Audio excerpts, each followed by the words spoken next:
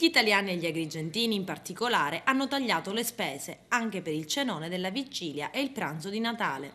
Nonostante il 9 su 10 abbiano scelto di restare a casa con amici e parenti, fa sapere la Coldiretti, in tavola sono arrivati 2,3 miliardi di euro di cibi e bevande, con un crollo del 18% rispetto a quanto speso lo scorso anno.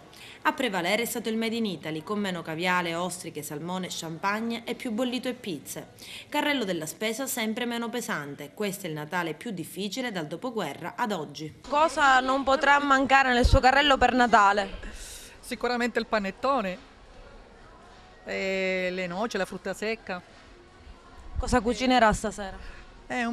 Vorrei fare un misto, diciamo un po' per condire la tavola diversamente rispetto agli altri anni.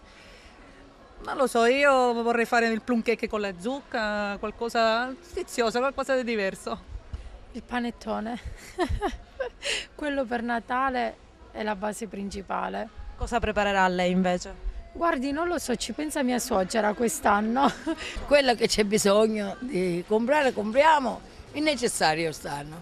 Il solito pranzo tradizionale con lasagne, un secondo di carne, un tris, insomma, a base di carne. Questo qua. Il panettone che non può mancare. Spero che il panettone non manca a nessuno. E i giochi per il nipotino che ancora stiamo cercando. Cosa non può mancare? Almeno i panettoni perlomeno, tutte le cose essenziali e fondamentali per le festività natalizie naturalmente, no? Quindi non c'è niente che deve mancare, deve essere tutto presente perché evidentemente nell'occasione occorre arricchire la tavola naturalmente. Lo stretto necessario perché la crisi è tanta e quindi faremo una cena normale perché non si può di più. Qual è il prodotto più venduto, più battuto per questo Natale?